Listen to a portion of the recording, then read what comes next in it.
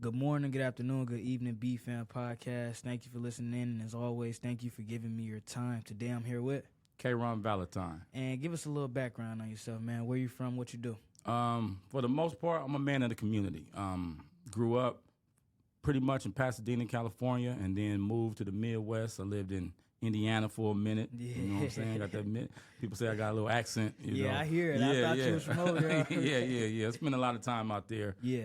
And for the most part, it's a few things I do. I mean, I'm an educator, I'm an author, curriculum developer, training consultant, but all of it is to be said is all of that is aligned to uplift the people. Yeah. So that's what I'm here for. All right. So when did you figure out that was something that you wanted to do, was just you want to be of service to the people? Yeah.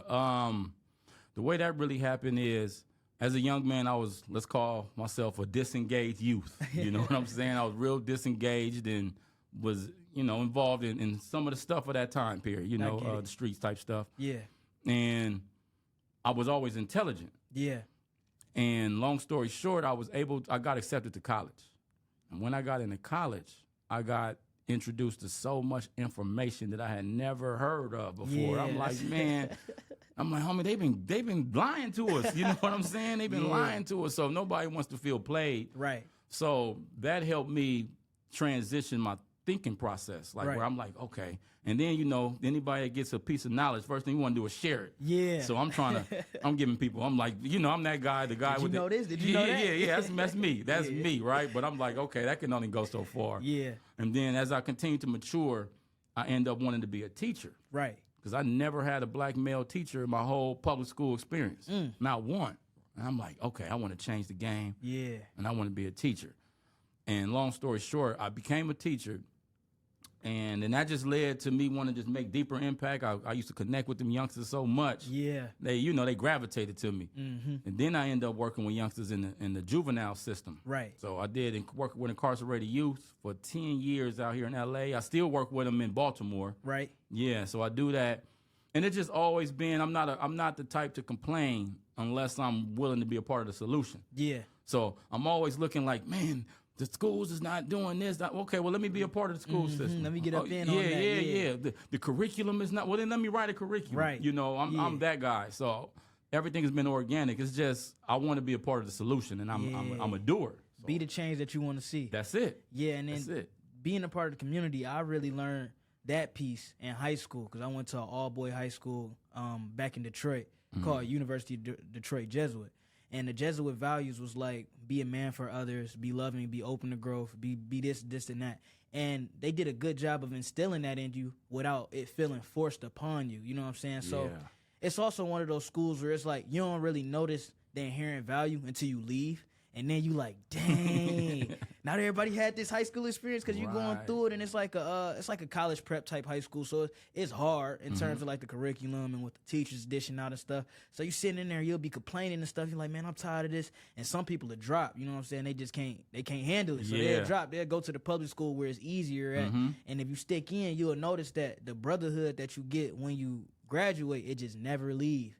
And one thing I always end up hearing back from my friends, from like the ones that I graduate, the one I'm really still cool with, the ones that's down in college doing their thing, we all just able to hit each other up and have that connection to where it's like, I don't got to talk to you every day, but like if you need something, come through, because we didn't have the same experience. It all feel like a shared experience. Right. And I know like in a public school, it don't feel that shared. No. Because you got the groups that dip off with each other, you know what I'm saying? You got this group, maybe somebody come from over here, and then you got people that hang outside of school. But it's like, when you get to this close-knit community where it's like not that many kids, all one gender, you know what I'm saying? It's like a different type of bondage. Yeah. We not bonded because we like the same girls. We bonded because we actually got to get to know each other and utilize the help that we can give each other. So, And you know what's powerful about that? And thank you for sharing that, because what I'm hearing is you was in a school that all of those values was embedded in the culture. yeah. So you didn't even really notice it because this is just what we do. Right? This is, and on the flip side of that, which is why I do this work, it's the same thing. Yeah. We don't even notice it, but a lot of the stuff is counterproductive and destructive, being real. but this is just what we do. Yeah. You know, until you stop and then, like you say, until you get out of it. Yeah. And then you be like, wait a minute, right? Everybody ain't on this. Everybody That's what I was, it's even, on both sides. Yeah, and even with the that play a big role in like environments in general.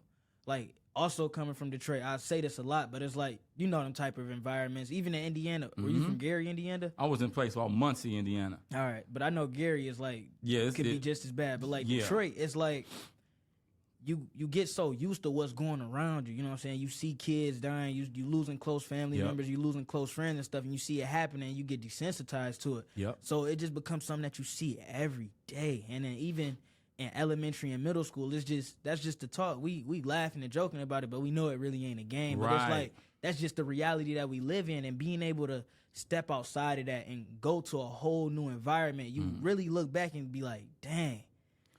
So question, were you growing up in that type of environment and then went to this school, or was you outside of the environment?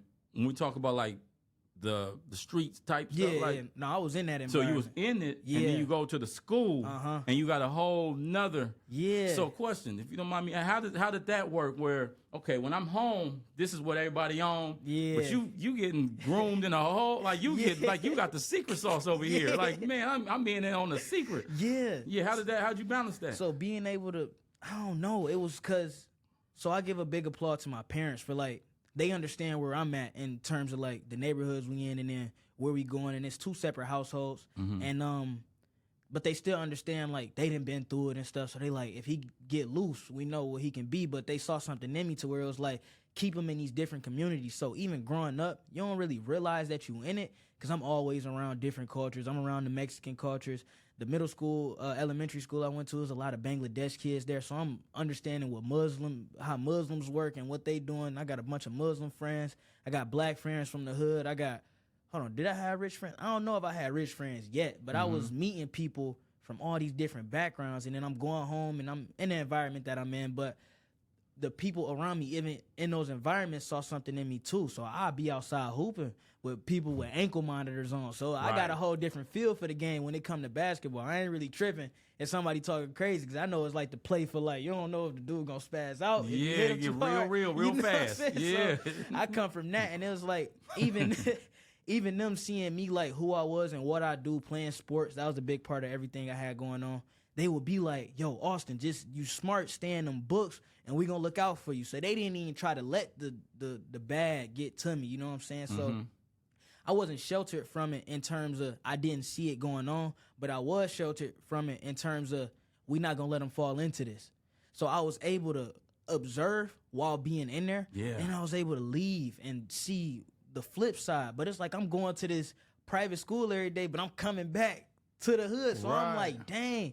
And that's when I really noticed myself disconnecting from the people that I once knew. And it's nothing against them because there's always love when I see them, but it's like I had to disengage myself from that environment while also understanding what I learned while I was there. Yeah. And then, being able to not switch up, because I think that's what people mean with like, man, you switched up, this, and that.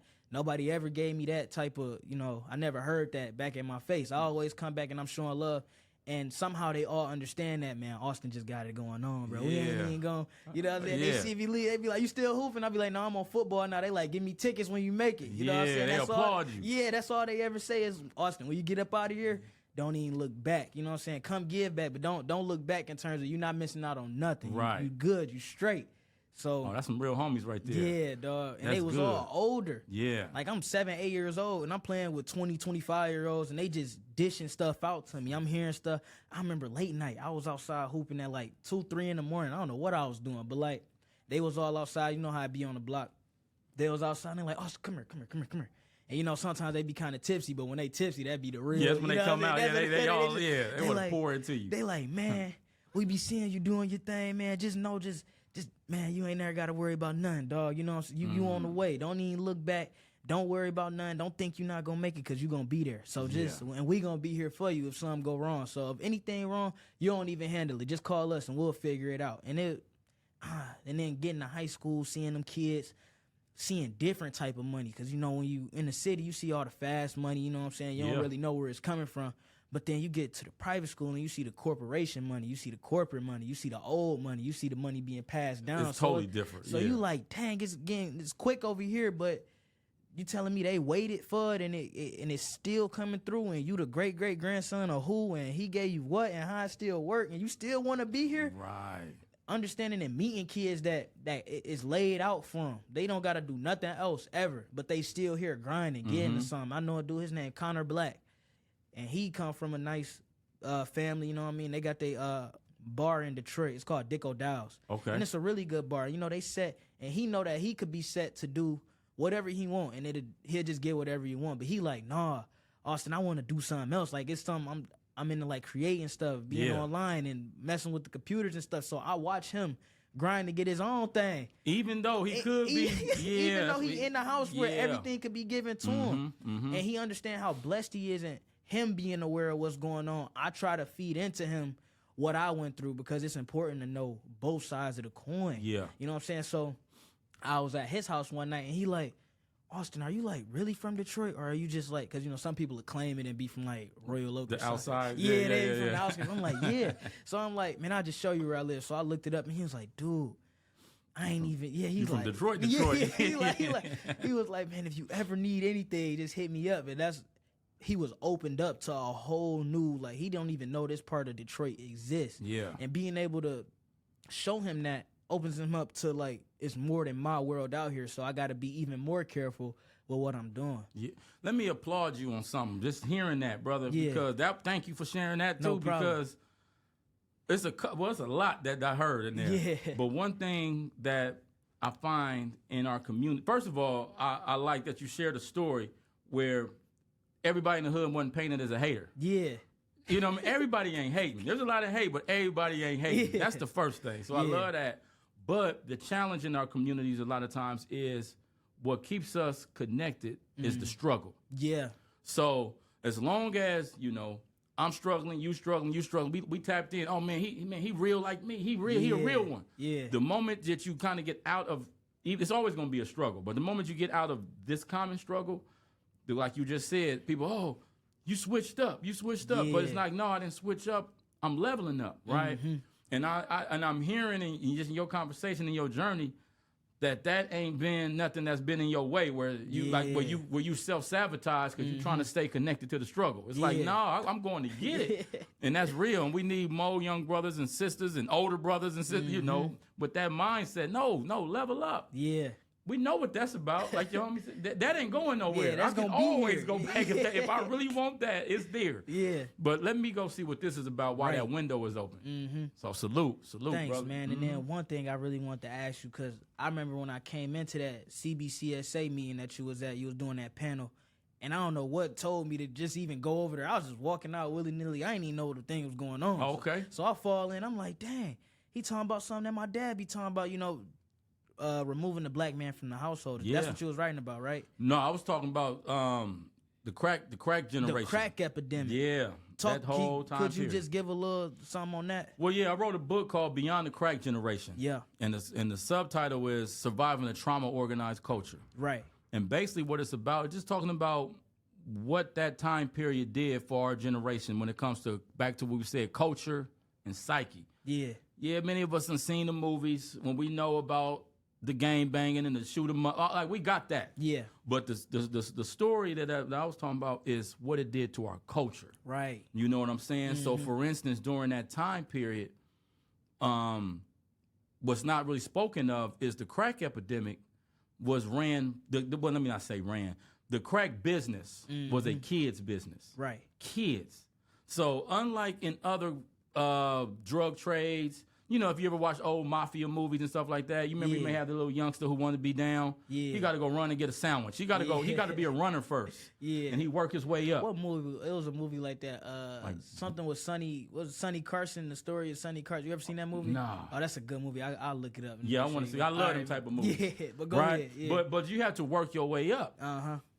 During the crack epidemic, it was not so. All you needed was $20 to get you a 20 dub. I ain't gonna go through all of that. Yeah. But you could get in it, and at that time, it was kids that were selling it. Yeah. Now it might be older folks selling the powder and all that, but the The curb kids on the service corner. on the corner Yeah. was kids. Yeah. Now, the ones who was buying it was adults. Mm-hmm. So just think about if I'm 13, 14 years old and all the homies, we all on the block. Yeah. But everybody that we serving is our daddy's age. And you know what I'm saying? Right. What does that do to our psyche? Yeah.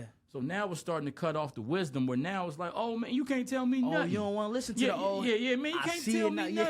nothing. Man, shut up, Yeah, right? yeah, And yeah. there's all this disrespect now. Uh-huh. So now, as a kid, I may have more money than the old head, so to speak. Yeah.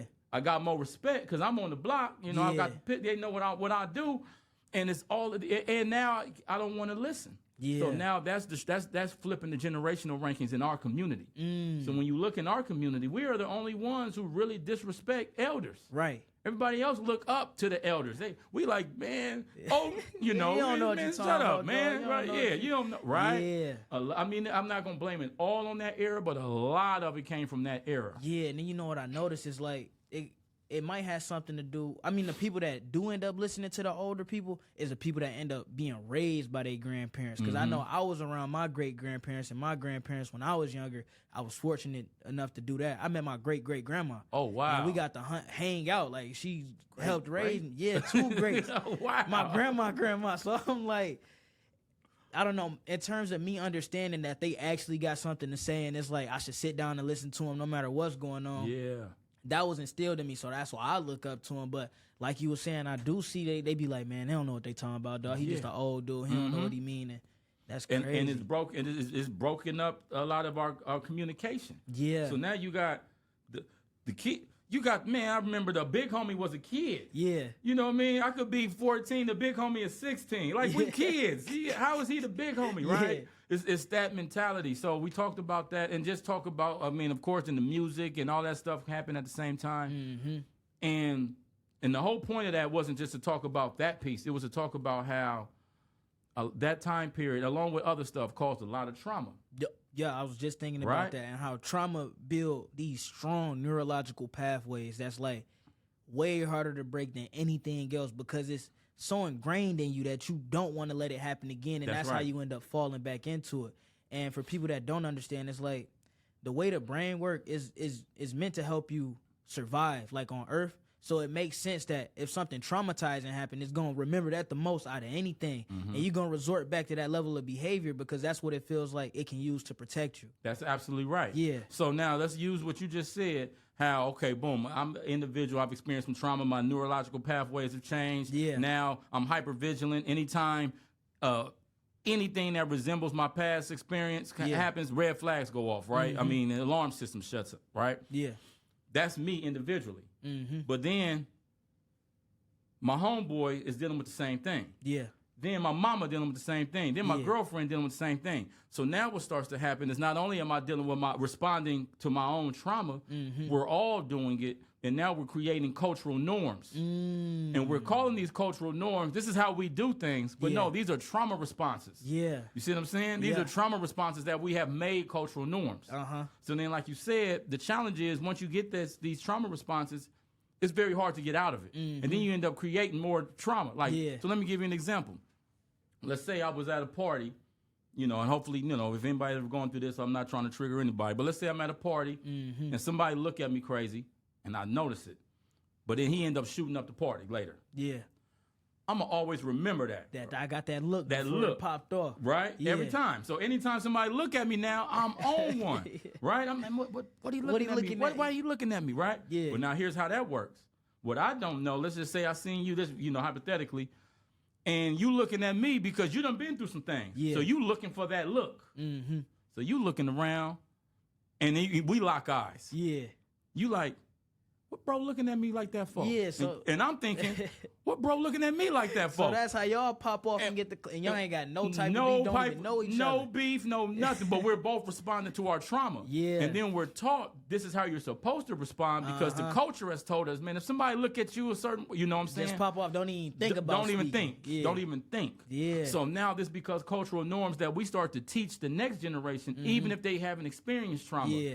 This young man ain't even experienced trauma, but I'm telling him, hey, bro, if somebody look at you a certain way, so now this becomes the culture. Yep. You see it? So how do you get out of that when now it's the social, and back to what you started off with, Now these are the values that we're teaching. Yeah. You know, you got to don't let nobody disrespect you, whatever that means. You're right. First of all, what is disrespect? Yeah. What is that? You know, that could be anything. Yeah. So now it's so hard to get out of that. You know what I'm saying? Unless you, like you gave an example, you got to get in another environment. Then you can kind of see things. Like when you went back in the hood, you could see it from a different lens than when you're just stuck in it and you don't have no other option to see nothing else, right? Right, yeah. And that's what the book is about, like really breaking that down and how do we get out of that? Yeah, and you know, one thing I noticed is how like that whole thing end up speeding up the aging process in terms of, because age isn't, age show up on your body, but age is also a mental thing, you know what I'm saying? Somebody 14 can go through more than what a 50-year-old is going through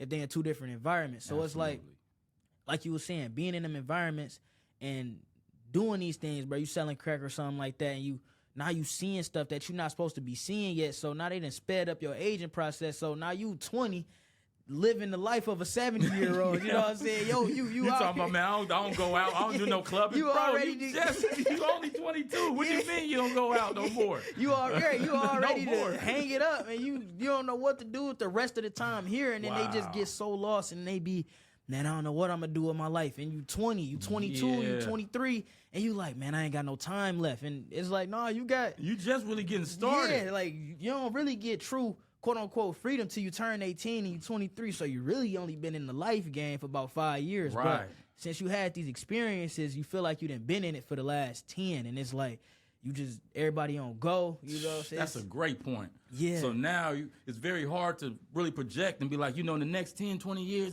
it's like I'm already living my life. You think you already lived it. Right. Like, no, you ain't even got started. Yeah, and that's then a good point. I was talking to somebody last night, and she was talking about, one of my friends, she was talking about she tutored this girl, and she asked her, do you think about anything about like higher education or whatever? And the little girl was like, yeah, I want to go so-and-so high school.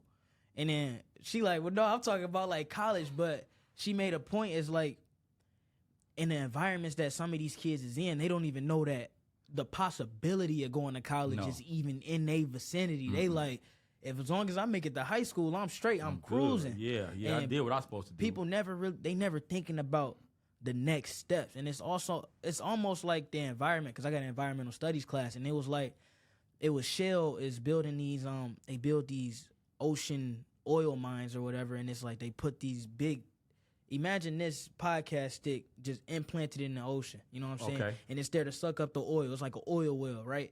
And so once they get all the oil from that certain spot, what are they gonna do with the dang on the structure? Yeah, and then they just gotta leave it there, and then they got an option to like either sink it or pull it out of the ground and ship it, try to get it recycled, and think of all these other things, and then they be stuck for years just trying to figure out what they gonna do, because they like, all right, if I'm gonna pay $70 million to get this one up, I gotta pay $70 million to get every other one up. So they going down in private, so they thinking about how they gonna make more money, and they like, well, I could just sink it, and the ocean big enough, so I guess that'd be cool. But that just show you how even the biggest corporations go into things without even thinking about the end. It's important to think of, you gotta start from next? the end. You know what I'm saying? So you gotta understand, where do you want to end up being at? Yeah. And these corporations out here just leaving this here, and they doing all this stuff, and they get the benefit of the journey, you know what I'm saying? But when they get to the end, they like, oh, what now?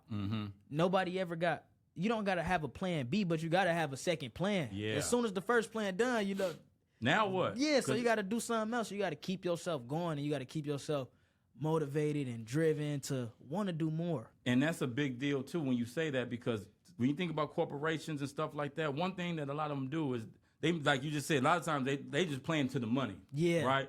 But they plan. They'll have a plan, 5, 10, 20-year plan, right? Yeah. Now what happens after, they don't get whatever. They be like, I already got the money. But going back to like what we talking about with our communities and our social norms, it's not a lot of planning. Yeah. You could go, like I know, I was just speaking from on my own experience. I know people that I grew up with.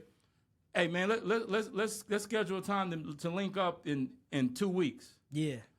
Nah, I don't plan that far. Hit me the day up. I'll let you know, because we don't plan. Yeah. We won't even plan 2 weeks. Yeah. Let alone 2 years. You see what I'm saying? I'm guilty of falling into that too, because I'm like, man, I don't know what I'm gonna be. I don't know. Yeah, I don't know where I'm be at. So just hit me up.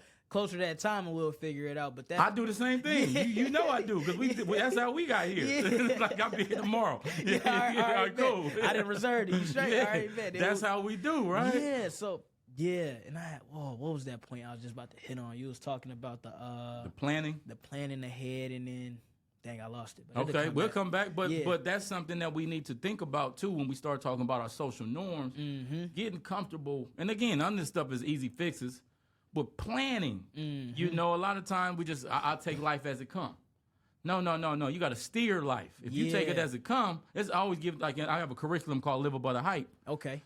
And like one of the lessons that we talk about is steering your life. If I'm on a freeway and I'm doing 90 miles an hour, and you know it's curves and stuff on the freeway, and I keep my foot on the gas and take my hand off the steering wheel, we all can agree what's eventually going to happen. You're going to crash. Eventually, it's going to happen. I don't care how much, it's going to happen. Yeah. Right? Unless I'm steering with my knee or something, but other than that, it's going to happen. Right?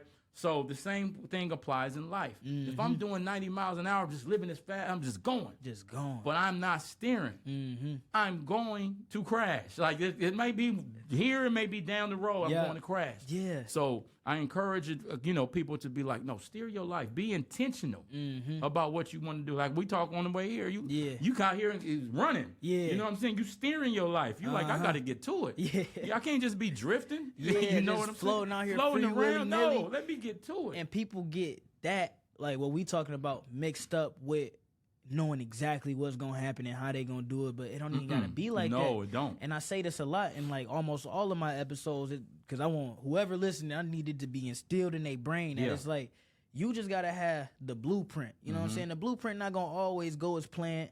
Even constructors or architecture majors, I'm sure they draw something up, but that's not always how the building gonna look. That's right. Because you figure it out along the way. So you have something out, and then you start, and then once you start, you like, oh, we can change that here because it look better now. So boom, now you didn't change that. Now your plan and elevate it. Yep. You know what I'm saying? And then you keep going, and you be like, you know what? I don't even want that there no more. So now you disengaging stuff from the plan, and now you making the plan lighter to do. You know what I'm saying? So you get around, but you just gotta have something going. You got to have something going and pursue it. Yeah. Because using that blueprint, you may, start with the house, and then by the time you start laying the foundation, you like, I could build a palace. Yeah. You know what I'm saying? You throw the whole blueprint away and come anew. So you're right. Yeah. You don't have to really know exactly, but you have to have some kind of direction and be intentional about where you're going. And I call it striking first. And that's what we was talking about that when we was walking on the way here. And I'm like, dog, I made a video on this on my TikTok, bro, we talking. And it was like, I was just talking, I was laying down. I was like, no, they need to know this. So I get up and I'm like, what you got to do is you got to strike first. Don't wait for things to happen to you. Don't wait for things to happen for you. Don't wait for something to just pop up in your life. Have something and just strike first. As long as you get the first hit, now you control the direction of the fight. Yeah. It's almost like you ain't gonna wait on nobody to hit you if you fighting. Pac said bomb first. Get off first. At least you hit first, so now you control the direction of what's going on. And then stuff start to fall in place because the universe or God or whatever you believe in is not going to grant you anything unless it see you working towards something. That's right. So you got to be able to hit whatever you doing first. Like coming into college. I can't come to college and wait on the first midterm to be like, oh, damn, what I want to do with the rest of my life, man. Boy, I come in, boom, I got this going, boom, I want that. I got the podcast going. I need to talk to this person, this person, meet them. And then you don't got to, it wasn't even a crazy plan. Like it wasn't something I planned out, but I had intentions of going in and coming out as something. Yeah. Because I remember in high school, it was, how did it go in high school? It was more or less like the same way. My first strike was probably sports. Yeah. You know, and I'm getting into the school, I'm getting adjusted to the curriculum, but it's, as men don't, what's they call, bond together like how women can just talk and meet each other. No. We got to be doing the activity. It got to be activity. You know what I'm saying? Sure. So what I'm going to get into, first I started out hooping and then going out at recess for lunch. We would have like intramural football games. So I don't know nobody here. They didn't went to middle school with each other because it's 7 through 12. Okay. And I'm getting here in 9th. So they got a 2-year head start in terms of knowing each other and, you know what I'm saying, having their little groups already. So, boom, I'm on the football field. I could be sitting in the bleachers like, oh, I know how to play football. Right. Or I could go out there. Be on the field. You know what I'm saying? So I'm like, man, give me the ball. Boom, I catch it like, he's in. Yeah, I get the hoop and they like, oh, he can hoop too. So it's like, being able to do that, so boom, now you done struck first, and now I'm on the hoop team. I'm on the basketball team. I'm on the football team. End up being on the track team. So stuff like that, and then building those type of connections. And, you know, you get closer with people as you go to the weight room because, yeah, we can lift weights. And, yeah, it's good to be focused on the task at hand, but men can lift weights. We can do that. Yeah. So, more of what I was getting out of the weight room was just conversations and getting closer with the guys. You know what I'm saying? We're going to get strong as it go, but we talking over here, and it may look bad to the coach because coach all like, y'all need to focus this, and that, but that's really what's building the bonding. You know what I'm saying? We doing this, but we can do certain activities without our brain being involved, and it leaves room for information to come in. So I'm like, yeah, but you know what I was thinking about, man? Boom, boom, boom, boom, boom. And they like, man, I was going through the same thing, but we probably would have never talked about that if we was just sitting in the room because we could just cool out. Let me ask you something because, like, even the way we met, you just said it. You didn't even know nothing was going on. No. You saw it was, and you went. Yeah. So I know a lot of young men, you know, particularly your age group, who don't have that. Yeah. They sit on the sideline. Trying to be cool. I always want to, Then actually even take pride in not knowing. Yeah. Oh, yeah, man, I don't know it. I don't know what's going on. I don't know what we doing. Yeah, I don't know what we do. Right? Yeah. You have, is that like some of the values that came from the house and from the school? Is like, where did that come from? So my mom was like, because as a kid, Powerful. she'll let me go out, you know what I mean? But it was like, I remember one time she was telling me how I came back, and she asked me who I was with or whatever. She dropped me off somewhere. She was like, oh, who all was there? And I was like, I don't know. And she was like, Austin, you better not go nowhere else without at least coming back to be able to tell me who you was with or what you was doing. Now, she wasn't overprotective where it was like, if I come back not knowing nothing, she gonna get mad at this, get mad at that. She just wanted to make sure she knew that she could trust me in terms of looking at my surroundings. So she not even worried about who I was with. If something happened, she not gonna get on me for, you know what I'm saying? She a little lenient with that because she was young at one point. She understand what's going on. But she at least want to know that I know what's going on. Aware, Yeah, so even good. from after that moment, bro, I was like, all right, I got to at least have some idea of what's going on so you can at least construct a baby picture of what was going on. Even if you don't remember the entire event, I can at least tell her, well, we did this, and that, and then I met this person, and the more I came back home and she would ask me how stuff is going, and I would open up, the times I would open up, I'd be like, oh, yeah, I met boom, boom, boom, boom, boom, and then we was doing this, and this, and then their birthday is this, and then they know how to do this, so I'm coming back, and I'm knowing stuff, and she like, there we go, finally you get it. So now that I'm here, I just feel like it's something I understand that I want to do. I want the podcast to grow, and not even for my own benefit, but for the benefit of everybody listening.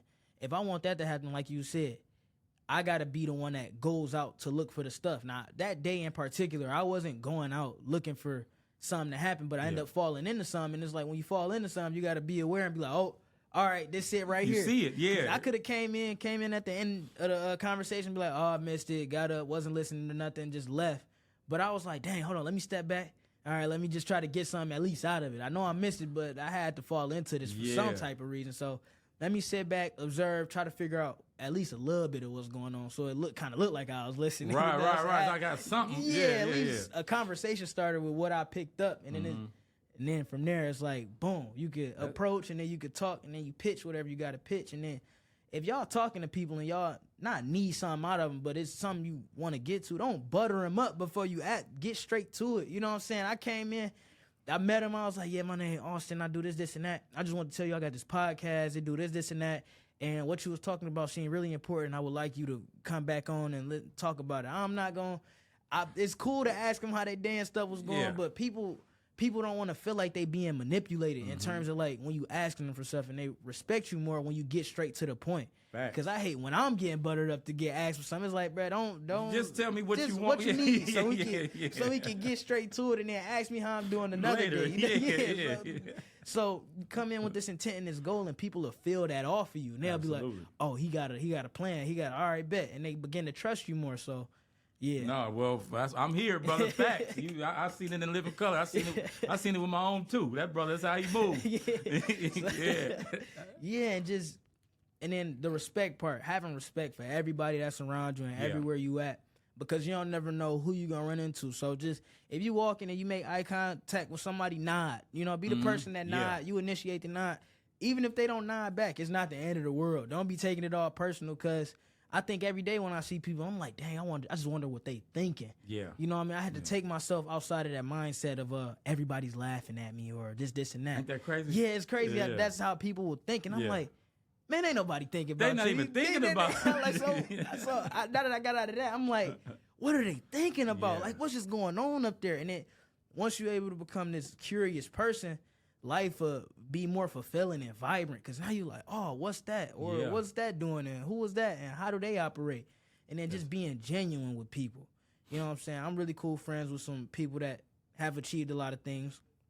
But it's not because of what they done for me to interact with them. It's just because we just so happen to interact and we be cool and we be clicking. So some people will see me walk in the room and then I'm talking to the CEO of whatever company. And they're like, well, how you know? Well, I just met him. You know what I'm saying? We just talking, and I take time to try to build those relationships outside of just saying I got a connection. It's a difference between making connections and then saying you got a connection. Like, oh, I know him, but do you really know him? And then you hitting it on the nose. I brought another book called Aligning Yourself with the Success You Desire. Yeah. And in that, we talk about how your network determines your net worth, right? Yeah. So people always say, it's not what you know, it's who you know. Yeah. And I say, it's not just what you know or who you know, it's who knows you. Yeah. Because I can meet somebody, I can meet the CEO of whatever today, like you just said. I could chop it up, I could get his number, everything. And I'm like, man, I know the CEO of so-and-so. Yeah, but do he remember? But does he remember me? Does he know me? If I call, was he picking up? Right. I know him. Yeah. He don't know me. Right. Now, once you get that person to know you, and it's like, oh, yeah, I remember. Yeah. Now that's the connect. A lot of times we just happy knowing somebody. Yeah. Do they know me? know and you? What am I providing for them to What do they know you for? And why do I want them to know me? And what reason? Yeah, like what reason do I want them to know me for? Why am I building this connection? You hitting it on the nose. Why am I getting this network? Do I want this network because I got a job? I want a job I got to get, or do I want this connection because it's some inherent value of bringing myself around them and they uplifting my character or whoever I am or whoever I want to be. Right. You know what I'm saying? Yeah. And with that, because now we're talking networking, this is some jewels. Yeah. And I know you got it. I could tell intuitively you got this stuff. If you meet somebody, let's say there's somebody let's use the CEO again. Yeah. And you meet them and you call them and they don't call back. Right. Don't take it personal. Right. They don't know you yet. Yeah, you had a conversation. They don't really know you. They don't know the value you bring. Yeah. It may take some time. There's different people, that especially when I was younger, I was persistent. If it's somebody that I wanted to know me, I was persistent. I never took it personal. Right. Boom, I'll call. I'm not going to bug them, but then it may be some time I'll check in again. I'll email. I'm doing all of that because I'm trying to get on their radar. Right. They not trying to get on mine. So, go ahead. So it's just like, for anybody out there, don't take that stuff personal. Right. You know what I'm saying? If it's something that you want, be persistent and continue to figure out ways that you can show the value that you could bring to that person. Because they not thinking about you, and not in a way to where it's like, oh, I'm not worth nothing. They not thinking about you because they got so much other stuff going on. Imagine being a CEO, you got a family at home, a wife to take care of, kids to take care of, an entire corporation to take care of. You got to talk to this person in this country, that person in this country. You don't even speak the language. Right. So they got so much going on, and you expect them to know you after one handshake. After y'all met at the gas station somewhere, like, you just going to keep remembering or she, whatever. All these instances end up leaving people's minds. So you got to be able to do something that's going to strike them. You know what I'm saying? You got to be able, I'm going to remember that guy. I got to make sure I remember that guy. And if you see him at an event again and they don't remember you, if you feel like introducing yourself again, do it again. And this time, come with something else. You know what I'm saying? Tell them a little bit of something else. Or ask them. It's questions you can ask people that make them remember you. Like, stuff out of the blue. Like, everybody get asked how my day was, how was this, how was that. But if you go up to somebody with an uncanny question like, when's your birthday? You know, they going to be like, oh, no, he asked me what my birthday is. Yeah. He asked me what my birthday was, or he asked me where I was from. You know what I'm saying? He said I had an accent. So being able to point out the stuff that people think you're not thinking about is what's going to make them click that like to make them remember you. And it's, I don't know, because a lot of the responses that we have are on autopilot. People be like, how's your day? Even if it's a bad day, you be like, it's cool. It's cool. Good. I'm chilling. How you feeling? Fine? I'm all right. Yeah. But if you go, well, how's your mom doing? You go, oh. Wow. Dang. Now I got to answer that. So you can't just let that one fly off the dome. So you waking their brain up. We operate in a lot of the day we spend, it could be spent daydreaming. Like, we don't even realize it, but the time going by and we like, And if nothing is like jarring at our brain to be used, the brain is not going to be used. it's always on low power mode if it can be. Wow, that's a good way of putting it. If you can cruise, your brain is gonna let you cruise. Yeah. But if you constantly challenging yourself or hitting yourself with different questions, and then even being on social media, like I understand social media, a big part of stuff is here. You know what I'm saying? It's gonna be here and it's gonna be there, and it's not going anywhere. It's not going anywhere. So understand how to utilize it. You know what I'm saying? If you soaking in content, all right, soak in some content that might stick or may not stick, but it's still beneficial. Yeah. If you sitting down watching funny videos all day, you not getting nothing out of it. Right. If I'm scrolling and I hear a few motivational quotes, I might not remember them verbatim, but if something strikes me, I'm going to sit down and listen. Yep. And then people got to challenge themselves to start getting into more long-form content. You know, not to, not to advertise the podcast, but not even my podcast. If you find a podcast, go listen to it. You know what I'm saying? And challenge yourself to sit down and try to listen at least halfway through.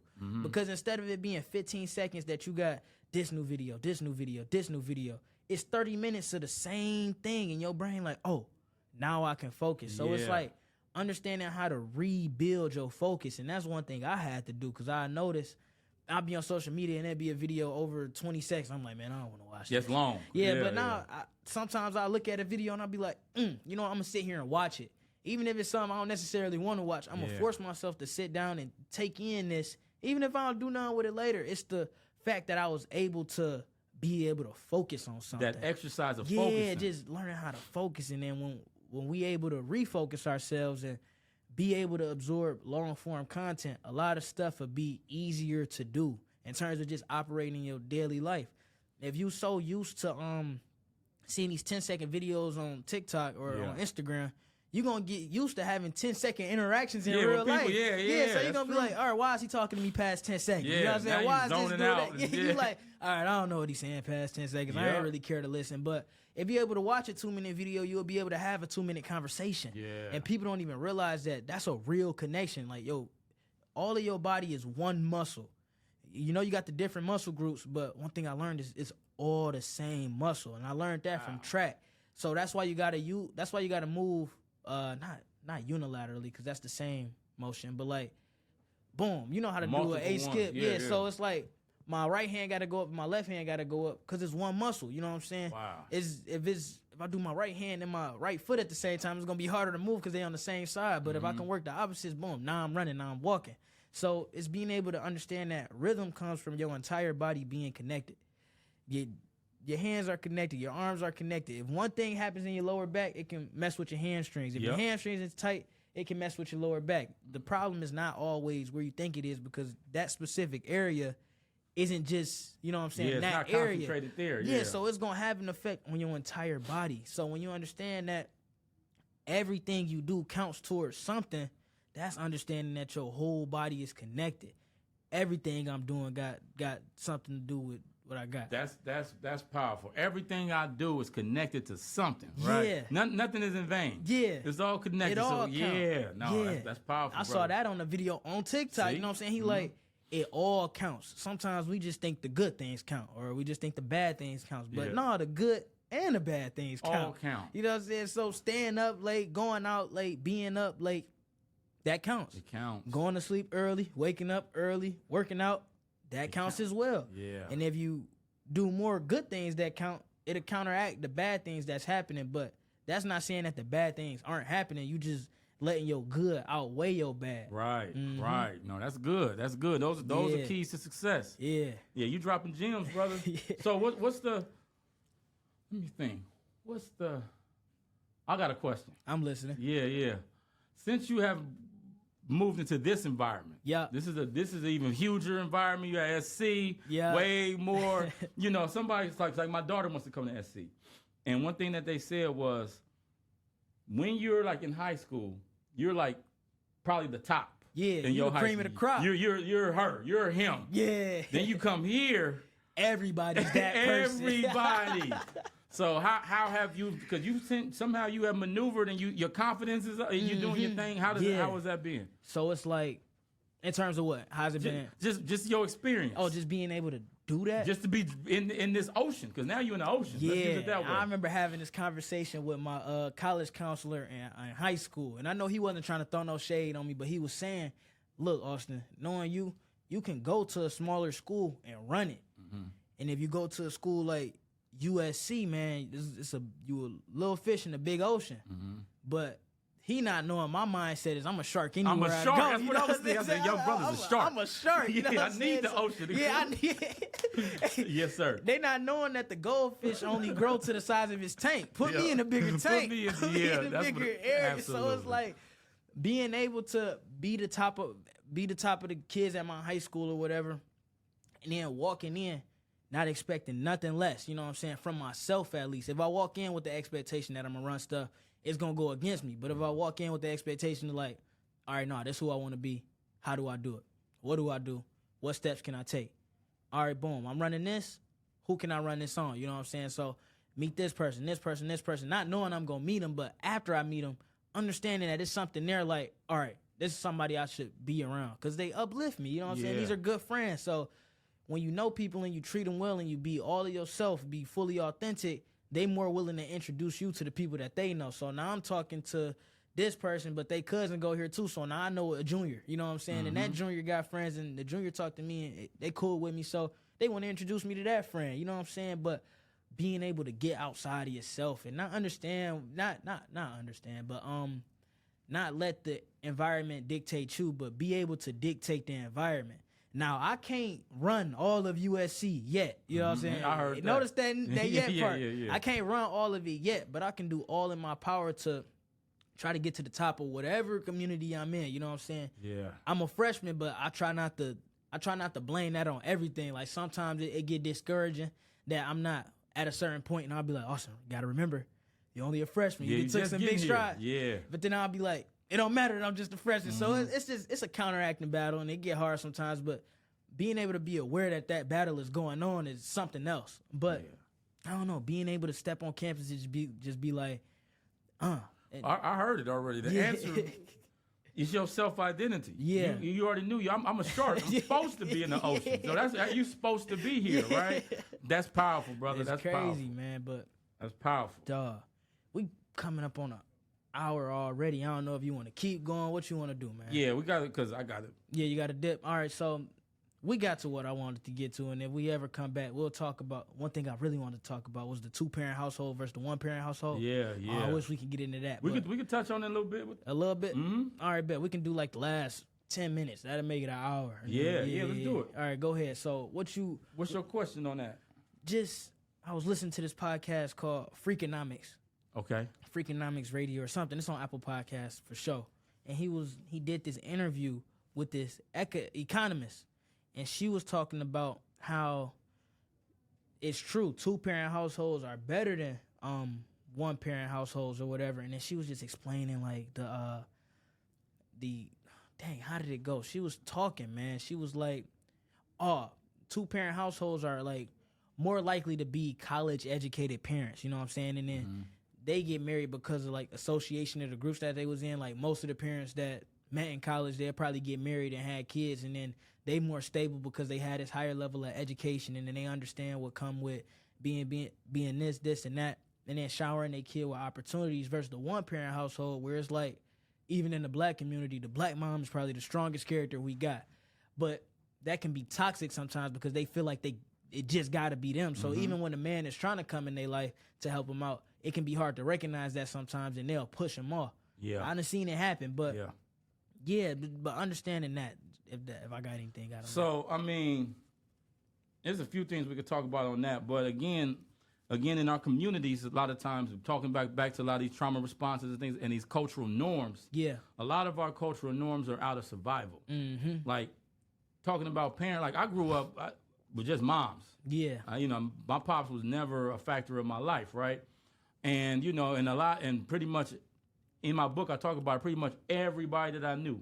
It was the same way. Literally. Yeah. So a lot of times you don't know something is not quote unquote normal. Yep, that's what she was saying. Go ahead, keep going. Until you get out of it and you see something else. So if I ain't got no pops in my house, none of my cousins do.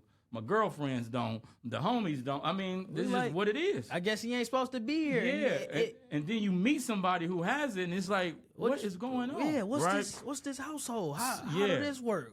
What you mean he in your life? You know what I'm saying? Exactly. I was fortunate to have my dad he wasn't in the household, but he was still in my life. was in So your life, I was able to go to his house and then able to go back to my mom's house. It was split back and forth. But yeah, even That's when co-parenting. even when I was at my mama's house, it was the same way. It was like, dang, y'all dads live with y'all? Yeah, like what? They not separated and do it. How that work? Yeah, you're like, how that work? Yeah. And the thing is, again, and then you know how you mentioned like the sisters and stuff. Like what I would share, I just shared this. I literally just had this conversation. Yeah. And I'll just leave it at this when it comes to this. I'll tell this story. Yeah. A mother was teaching her daughter how to cook a turkey. Mm-hmm. Shout out to Lasana Hotep, first of all, because he's the one who told me this story. So I got to give props for props. Yeah, go ahead. Okay, so a mother was teaching her daughter how to cook a turkey. Mm-hmm. She said, baby, the way you cook a turkey is you cut it in half, you season each half real good, and you put the turkey in, cut the one half, cook it, and then you put the other one in and cook it. So you cook it one by one. So the daughter was like, why not just put the whole turkey in? Why cut it in half? Mm-hmm. She said, because when you cut it in half, the seasonings and all that stuff, and it gets in there and it gets real tender. Mm-hmm. She said, Mama, who taught you how to cook a turkey? She said, your grandmama taught me. And someone's sitting right. So she said, I'm going to call Granny. Granny, why you teach Mama to cut the turkey in half and put it in half at a time? Yeah. She said, baby, because that's how you get it all tenderized, right? And that's where, you get the juices and all of that. Uh-huh. She said, Granny, who taught you how to cook a turkey? She said, well, my mama taught me. Yeah. Great-grandma was still alive. She said, something ain't right. Let me call great-granny. Yeah. Great-granny, why you teach grandmama to cut the turkey in half? Mm-hmm. She said, well, babe, because our oven was so small, we can only fit a half a turkey in at a time, right? Yeah. And that's what goes on in our communities. Some of this stuff was out of survival. Mm-hmm. And we've created these narratives and values and stuff like that to make it seem like this is just how it's supposed to be. Yeah. And we do the same thing in our relationships. Yeah. So, yeah, due to all kinds of different reasonings, the mom may not be with the father. You know, it happens. Yeah. But let's not make it seem like it's a badge of honor. Like, no, it's because, and make all these grand stories like it's a badge of honor. No. There's healing in us being together. Yeah. Even if we're not living together, like you're saying, we're co-parenting or whatever, there's healing and there's power in us knowing how to work with one another. Yeah. So I would just say, just going back to with these cultural norms, they're here, and some of these cultural norms have kept us safe. Yeah. In that particular time. Just like it was a survival mechanism to cut the turkey in half. There's no diss to cutting the turkey in half. Yeah. Using that analogy. But if I have an oven big enough for the whole turkey, I don't have to keep cutting it in half. If I have the opportunity to do something different, I don't have to keep going back to those trauma responses, to those struggles. Let's do something new. Yeah.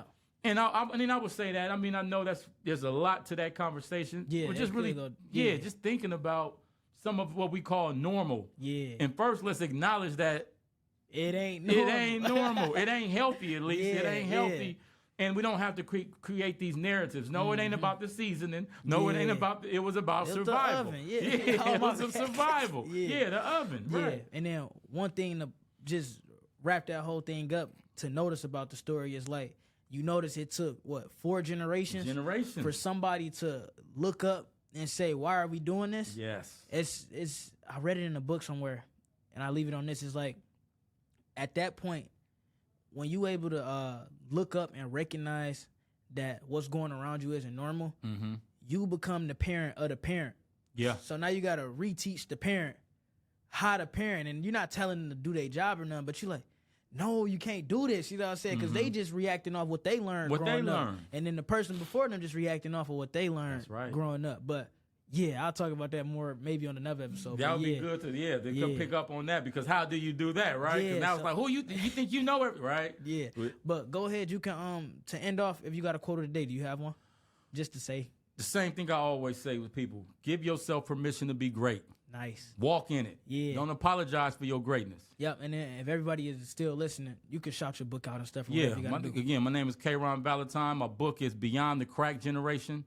Check that out. Also have curriculums for those who work in the school districts, Live Above the Hype. Yeah. We could talk about that another time. All right. And I mean, I'm on social media a little more, so my IG is Live Above It. Find me at Live Above It. Thanks for having me, brother. No problem, man. I appreciate you coming on. Yeah, right on.